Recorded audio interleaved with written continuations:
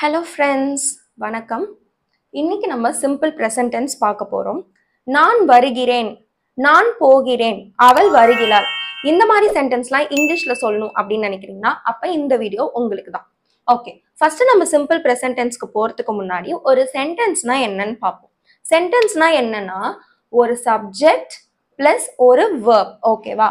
இது ரெண்டும் சேர்ந்தது தான் ஒரு சென்டென்ஸ் அப்படின்னு நம்ம சொல்லுவோம்.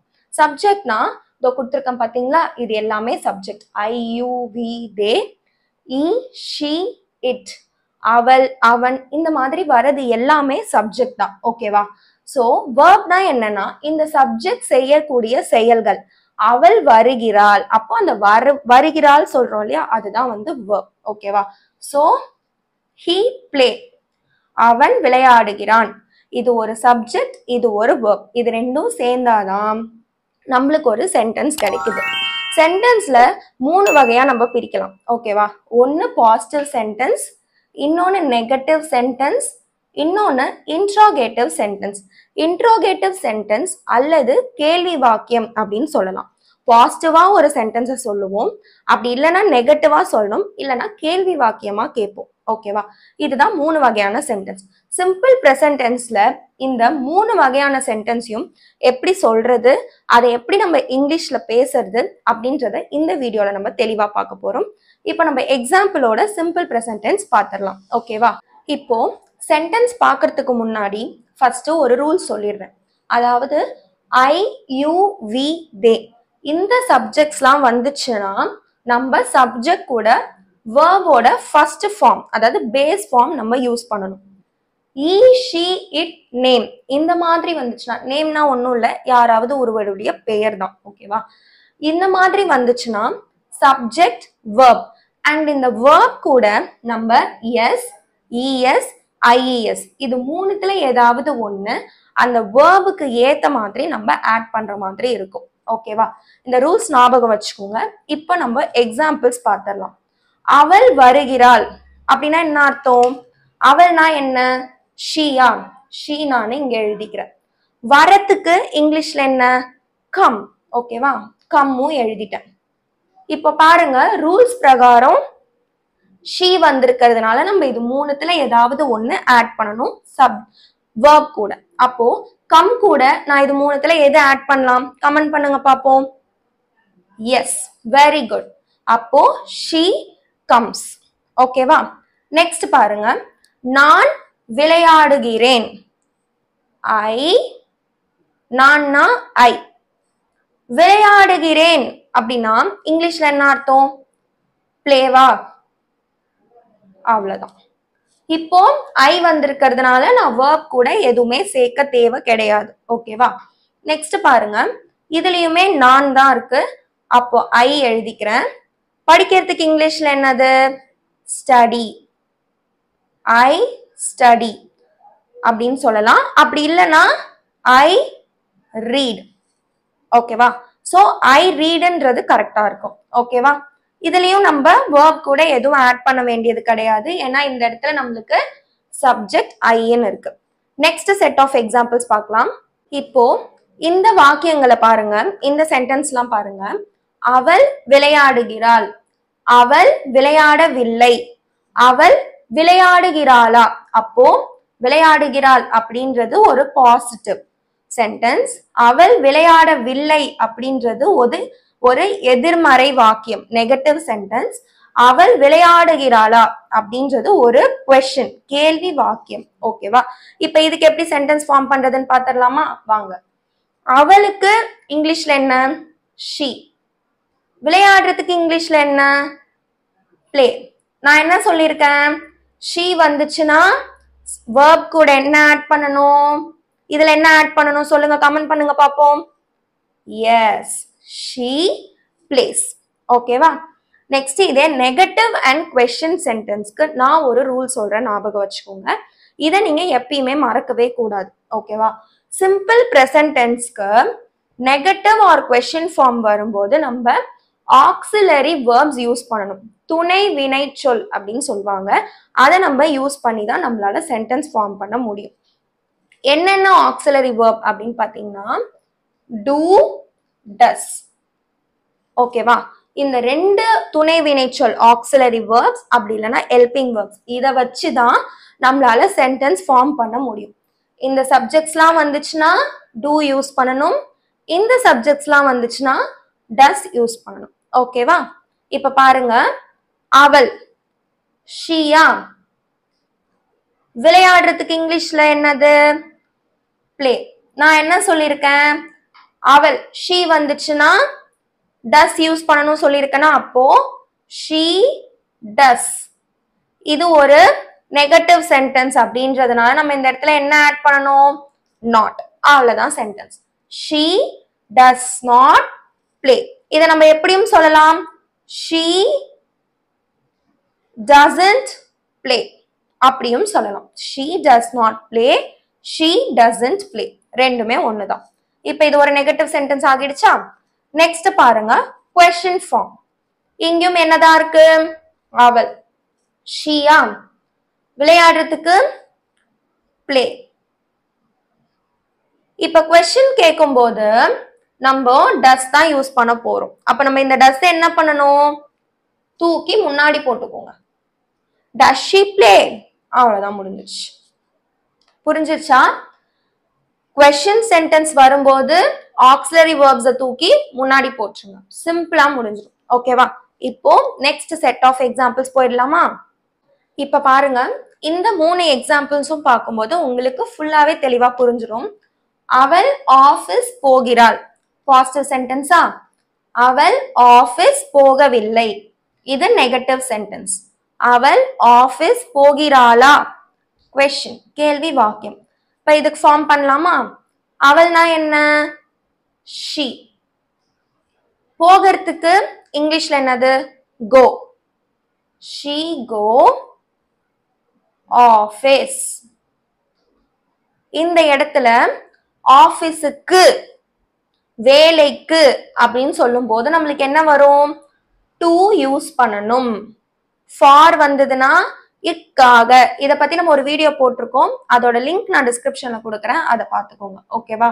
இப்போ she go to office.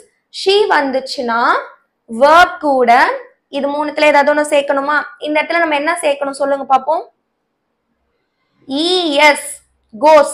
she goes to office அப்படின்னு சேர்க்கணும். ஓகேவா?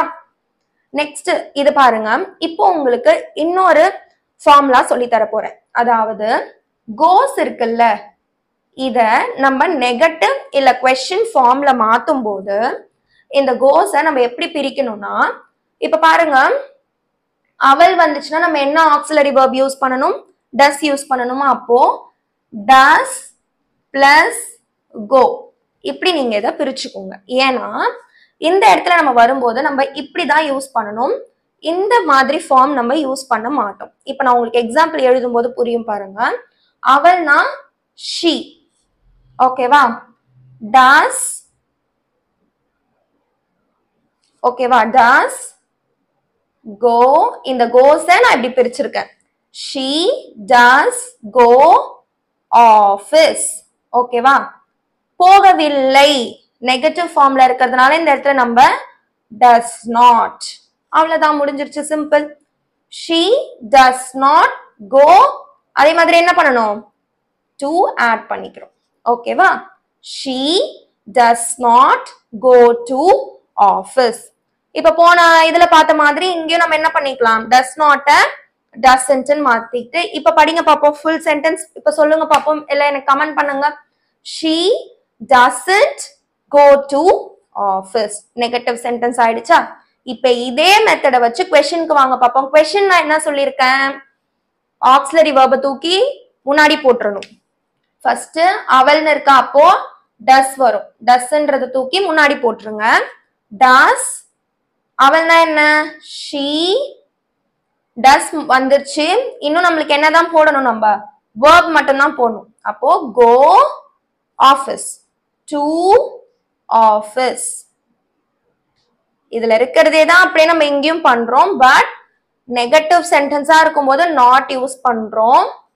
இதே நம்மளுக்கு கொஸ்டின் ஃபார்ம்ல வரும்போது ஆக்சிலரி verb தூக்கி முன்னாடி போட்டுட்டு சப்ஜெக்ட அப்படியே கோ பேஸ் ஃபார்ம் ஆஃப் சப்ஜெக்டை யூஸ் பண்றோம். Does she go to office? Question mark. ஓகேவா? Does she go to office? நீங்களே இப்ப இந்த மூணு சென்டென்ஸையும் சொல்லி பாருங்க. உங்களுக்கே இப்போ எப்படி பண்றதுன்றது புரியும். ஓகேவா? நெக்ஸ்ட் செட் ஆஃப் எக்ஸாம்பிள்ஸ் பார்த்துடலாமா? இது கொஞ்சம் இன்ட்ரெஸ்டிங்காவே இருக்கும். பாருங்க. எனக்கு ஆப்பிள் ஜூஸ் பிடிக்கும். இது பாசிட்டிவ் சென்டென்ஸ். அப்போ எனக்குன்னா என்ன அர்த்தம்? ஐ. பிடிக்கிறதுக்கு இங்கிலீஷ்ல என்ன verb என்ன வரும்? லைக். ஐ லைக் என்னது இது? Apple juice. ஓகேவா? அப்படி நான் இங்கிலீஷ்ல எழுதிட்டேன். I like apple juice. Subject ஐன்றதுனால நம்ம verb கூட எதுவும் சேர்க்க வேண்டிய கிடையாது. அடுத்து பாருங்க, எனக்கு ஐ ஆப்பிள் ஜூஸ் பிடிக்காதுன்றது நெகட்டிவ் ஃபார்மா? அப்போ ஐ சொல்லுங்க, பிடிக்காதுன்றதுக்கு இங்கிலீஷ்ல என்னது? do not like ன்னு சொல்லலாமா? அதாவது பிடிக்கும் அப்படின்றது நான் லைக்னு போட்டுக்கிட்டேன், ஆப்பிள் ஜூஸ் போட்டுக்கிட்டேன், இதை அப்படியே நான் எழுதிக்கிறேன். ஓகேவா? அதாவது நான் இதுல எழுதுனத அப்படியே எழுதிட்டேன். இந்த சென்டென்ஸ் தான் இப்ப நான் அப்படியே நெகட்டிவா மாத்த போறேன் இல்லையா? அப்போ ஐ வந்துச்சுன்னா ஆக்சிலரி வெர்ப் do வருமா? do not. முடிஞ்சிருச்சா? பாசிட்டிவ் சென்டென்ஸ் அப்படியே எழுதி அதுல சப்ஜெக்ட்டுக்கு ஏத்த மாதிரி do ஆகுது இல்ல does ஆகுது நம்ம ஆட் பண்ணி பக்கத்துல not சேர்த்துக்கணும். அவ்வளவுதான். இப்போ do not அப்படின்னா என்னது? don't சொல்லலாமா? அப்போ I don't like apple juice. Negative sentence முடிச்சிருச்சா? அப்படி அதுக்கு அடுத்து வந்து அவளுக்கு ஆப்பிள் ஜூஸ் பிடிக்குமா? இது வந்து கேள்வி வாக்கியம். இப்ப பாருங்க, she வந்திருக்கீங்க. நல்லா கவனிக்கணும் இந்த சென்டென்ஸை நீங்க. எனக்கு இதுக்கு உங்களுக்கு ஆன்சர் தெரிஞ்சதுன்னா அப்படியே கமெண்ட் பண்ணுங்க பாப்போம். தப்பா பண்ணாலும் பரவாயில்ல, நான் நெக்ஸ்ட் டைம் உங்களுக்கு நான் எக்ஸாம்பிள் சொல்லும் போது உங்களுக்கு புரியும். ஸோ இப்போ நீங்க இதுக்கு கரெக்டா எனக்கு ஆன்சர் பண்ணுங்க பாப்போம் கமெண்ட். ஓகே, பண்ணிருப்பீங்கன்னு நம்புறேன். தெரியலனாலும் பரவாயில்ல, இப்ப நான் சொல்றேன். அவளுக்குன்னா என்னது? அவள்னும் போது she. ஓகேவா? இப்போ அதே மாதிரி பாருங்க, ஆப்பிள் ஜூஸ். அவளுக்கு ஆப்பிள் ஜூஸ் பிடிக்குமான்னு நான் கேட்டிருக்கேன். ஓகேவா? அப்போ ஆப்பிள் ஜூஸ்னு நான் எழுதிக்கிட்டேன். இப்போ இந்த இடத்துல நம்ம எழுத போறதுதான் முக்கியம். நான் என்ன சொல்லியிருக்கேன்? இப்போ she, அதாவது அவளுக்கு ஆப்பிள் ஜூஸ் பிடிக்கும்னா ஷீன்னு வந்து verb என்னவா வரும்? லைக்ஸ்னு வந்துருமா?